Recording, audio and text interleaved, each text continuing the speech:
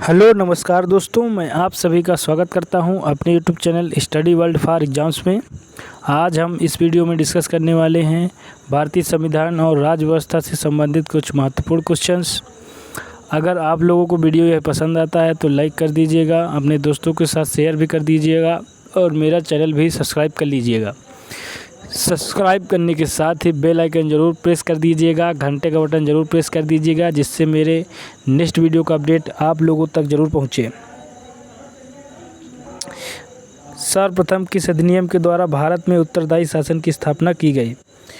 तो 1919 का जो भारत शासन अधिनियम था, इसके तहत राज्यों में द्वैध शासन प्रणाली लगाई गई और इसी अधिनियम के द्वारा जो है भारत में उत्तरदायी शासन की स्थापना की गई। तो 1919 का भारत शासन अधिनियम, मॉन्टेग्यू-चेम्सफोर्ड एक्ट भी इसे कहते हैं, इसी के द्वारा भारत में उत्तरदायी शासन की स्थापना की गई।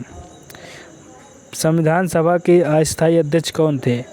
तो 9 दिसंबर 1946 को हुई संविधान सभा की बैठक के जो अध्यक्ष थे डॉक्टर सच्चिदानंद सिन्हा थे और यही संविधान सभा के अस्थायी अध्यक्ष भी थे।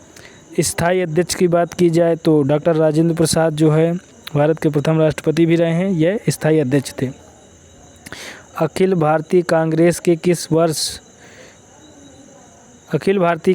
ने किस वर्ष प्रस्ताव पारित किया कि भारत की जनता स्वयं बिना किसी विदेशी हस्तक्षेप के अपने संविधान का निर्माण करेगी?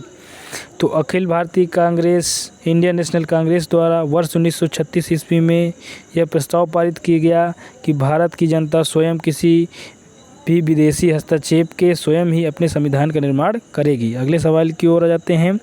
लेकिन भारतीय संविधान के निर्माण होने का जो चरण है वो प्रारंभ होता है कैबिनेट मिशन योजना 1946 के द्वारा। वर्तमान में भारतीय नागरिकों को कितने मौलिक अधिकार प्राप्त हैं? तो वर्तमान समय की बात की जाए तो भारतीय नागरिकों को कुल मिलाकर 6 मौलिक अधिकार प्राप्त हैं। मूलभूत संविधान में 7 मूलभूत अधिकार वर्णित हुआ करते थे, जिसे 44वां संविधान संशोधन 1976 के द्वारा जो 7वां मौलिक अधिकार था संपत्ति का अधिकार, उसको काट करके विधिक अधिकार, कानूनी अधिकार बना दिया गया है और भारतीय संविधान के अनुच्छेद 300 का में वर्णित कर दिया गया है। तो वर्तमान समय में भारतीय नागरिकों के पास 6 मौलिक अधिकार हैं। मौलिक अधिकारों की सुरक्षा हेतु न्यायालय कितने प्रकार के रिट जारी करता है? तो देखिए, मौलिक अधिकार की सुरक्षा के लिए न्यायालय के द्वारा 5 प्रकार के जो है लेख जारी किए जा सकते हैं। तो मौलिक अधिकारों की रक्षा के लिए न्यायालय जो है 5 प्रकार के लेख जारी कर सकता है। लोक नियोजन के विषय में अवसर की समानता का उल्लेख संविधान के किस अनुच्छेद में किया गया है? तो अनुच्छेद 16 भारतीय संविधान में वर्णित है और लोक नियोजन के विषय में अवसर की समानता अनुच्छेद 16 में वर्णित की गई है और यह मौलिक अधिकार के अंतर्गत आने वाला अनुच्छेद है। तो लोक नियोजन के विषय में अवसर की समानता अनुच्छेद 16 में वर्णित है। किसी विधेयक को धन विधेयक के रूप में कौन प्रमाणित करता है? तो देखिए, कोई विधेयक धन विधेयक है या नहीं, मनी बिल है या नहीं, इसका जो निर्धारण करता है लोकसभा का अध्यक्ष करता है। लोकसभा का स्पीकर जो होता है उसी के द्वारा किसी भी विधेयक को धन विधेयक होने की मान्यता देनी है या नहीं देनी है, उसी के हाथ में होती है। अगले सवाल की ओर आ जाते हैं। सर्वप्रथम पंचायती राज व्यवस्था का उद्घाटन पंडित जवाहरलाल नेहरू ने 2 अक्टूबर 1959 को किस स्थान में किया था? तो देखिए, सर्वप्रथम पंचायती राज व्यवस्था का उद्घाटन प्रथम प्रधानमंत्री डॉक्टर पंडित जवाहरलाल नेहरू के द्वारा किया गया था वर्ष 1959 ईस्वी में गांधी जयंती के अवसर पर, और नागौर राजस्थान नामक स्थान पर सर्वप्रथम पंचायती राज व्यवस्था का उद्घाटन किया गया था। अगले सवाल की ओर आ जाते हैं।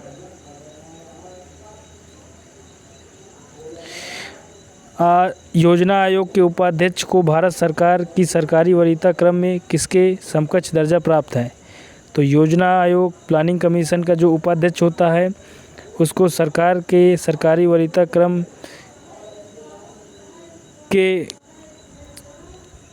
क्रम में देखा जाए तो सरकारी वरीयता के क्रम में देखा जाए कि जो योजना आयोग का उपाध्यक्ष होता है उसका स्थान किसके बराबर है? तो केंद्रीय कैबिनेट मंत्री जो होते हैं उन्हीं के समकक्ष योजना आयोग के उपाध्यक्ष का सरकारी वरीयता में क्रम होता है। अगले सवाल की ओर आ जाते हैं। किसी प्रधानमंत्री के कार्यकाल में दल बदल विरोधी कानून पास हुआ था? तो देखिए किस प्रधानमंत्री के शासनकाल के दौरान जो है दल बदल विरोधी कानून पारित हुआ था? तो राजीव गांधी भारत के सबसे युवा प्रधानमंत्री भी रहे हैं। तो राजीव गांधी के शासनकाल के दौरान ही दल बदल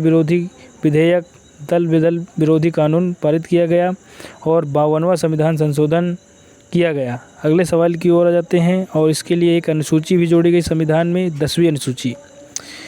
संविधान के किस अनुच्छेद में न्यायपालिका के कार्यपालिका से पृथक्करण की बात कही गई है? तो भारतीय संविधान में वर्णित अनुच्छेद 50 में संविधान में जो है न्यायपालिका से कार्यपालिका के पृथक्करण की बात की गई है कि न्यायपालिका को कार्यपालिका से पृथक होना चाहिए।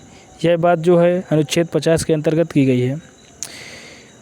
उच्चतम न्यायालय की पहली महिला न्यायाधीश कौन थी? तो देखिए सर्वोच्च न्यायालय सुप्रीम कोर्ट की जो प्रथम महिला न्यायाधीश हुई हैं फातिमा बीबी। फातिमा बीबी ये पहली महिला हैं जो उच्चतम न्यायालय की पहली महिला न्यायाधीश हुई हैं। अगले सवाल की ओर आ जाते हैं।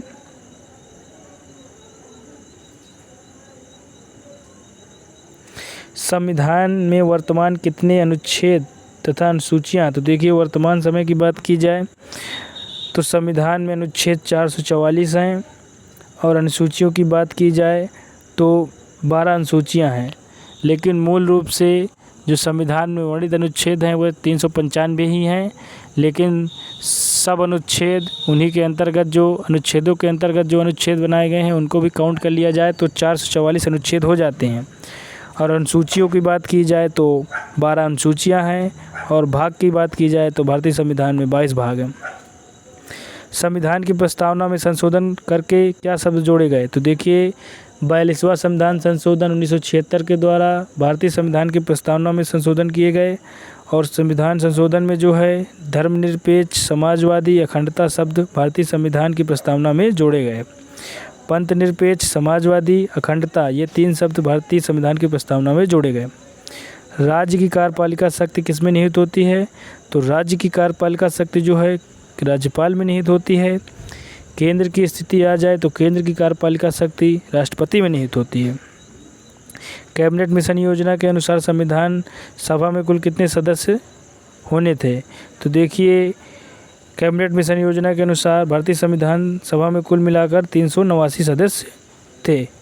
तो कैबिनेट मिशन योजना के अनुसार जो संविधान सभा का गठन किया गया उसमें कुल मिलाकर 389 सदस्य थे। संविधान सभा का गठन किसकी सिफारिश पर किया गया? तो कैबिनेट मिशन योजना वर्ष 1946 में आई थी योजना और भारतीय संविधान सभा का गठन जो है इसी समिति की सिफारिश पर किया गया।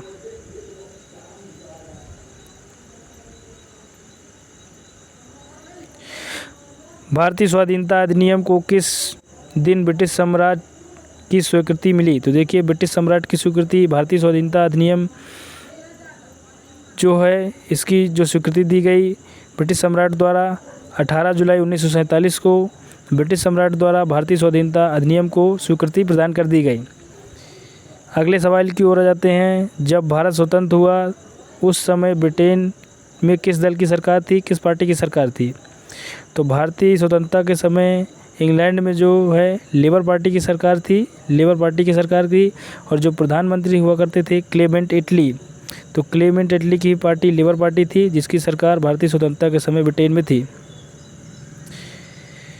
संविधान की प्रस्तावना में हमारे देश का कौन सा नाम उल्लेखित है? तो संविधान की प्रस्तावना में भारत के 2 नामों का उल्लेख मिलता है, भारत और इंडिया। इसके अलावा अन्य कोई नाम भारत का वर्णित नहीं है भारतीय संविधान में। तो भारत और इंडिया ही नाम भारतीय संविधान की प्रस्तावना में वर्णित है। भारतीय संसद की कार्रवाई में बिना सदस्यता प्राप्त किए कौन भाग ले सकता है? तो देखिए भारतीय संसद की कार्रवाई हो रही हो तो उसमें जो है भारत का महान न्यायवादी जो है बिना सदस्यता प्राप्त किए ही भाग ले सकता है। अटॉर्नी जनरल ऑफ इंडिया बिना सदस्यता के ही भारतीय संसद की कार्रवाई में भाग ले सकता है।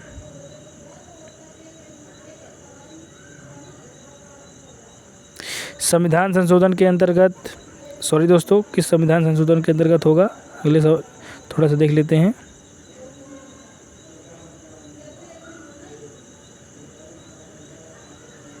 हाँ, सवाल यह है कि भारतीय संविधान की प्रस्तावना में समाजवाद धर्मनिरपेक्षता को किस संविधान संशोधन के अंतर्गत शामिल किया गया। तो देखिए, यह पिछले सवाल में भी हमने पढ़ा है कि 42वें संविधान संशोधन के द्वारा जो है 3 शब्द जोड़े गए थे भारतीय संविधान की प्रस्तावना में। तो समाजवाद धर्मनिरपेक्ष ये 2 शब्द भी उसी में शामिल हैं। तो 42वां संविधान संशोधन 1976 के द्वारा ही धर्मनिरपेक्ष और समाजवाद शब्द जोड़े गए थे। अगले सवाल की ओर आ जाते हैं। भारतीय संविधान में किस अनुच्छेद के तहत अस्पृश्यता को समाप्त किया गया है। तो भारतीय संविधान के अनुच्छेद 17 के अंतर्गत जो है अस्पृश्यता को पूरी तरीके से समाप्त किया गया है, अनटचेबिलिटी को समाप्त किया गया है। और अनटचेबिलिटी को जो मान्यता प्रदान करते हैं वह सभी भारतीय संविधान के अनुसार अपराधी होंगे और उनको दंड भी दिया जाएगा। तो मूलभूत अधिकार भी है यह अनुच्छेद 17, इसमें अस्पृश्यता का अंत भी किया गया है। संघात्मक प्रणाली के उठे विवाद को सुलझाने के लिए संविधान में विशेष प्रावधान की व्यवस्था की गई है। इसके लिए सर्वोच्च न्यायालय को केंद्र और देखिए ये सवाल थोड़ा लंबा है तो देख लेते हैं इसको आगे बढ़ा करके। हाँ, तो सवाल यह है कि संघात्मक प्रणाली में उठे विवाद को सुलझाने के लिए संविधान में विशेष प्रकार की व्यवस्था की गई है। इसके लिए सर्वोच्च न्यायालय को केंद्र और राज्यों के बीच संवैधानिक झगड़ों के निर्णय का अधिकार दिया गया है। संविधान के किस अनुच्छेद के तहत इसका प्रावधान किया गया है। तो भारतीय संविधान के अनुच्छेद 131 के अंतर्गत सर्वोच्च न्यायालय को यह अधिकार प्राप्त है कि भारतीय संविधान में विशेष प्रावधान किया गया है अनुच्छेद 131 के तहत कि केंद्र और राज्यों के बीच संवैधानिक झगड़े जो होते हैं इसका जो है बंटवारा किया जाए, निपटारा किया जाए अनुच्छेद 131 के तहत।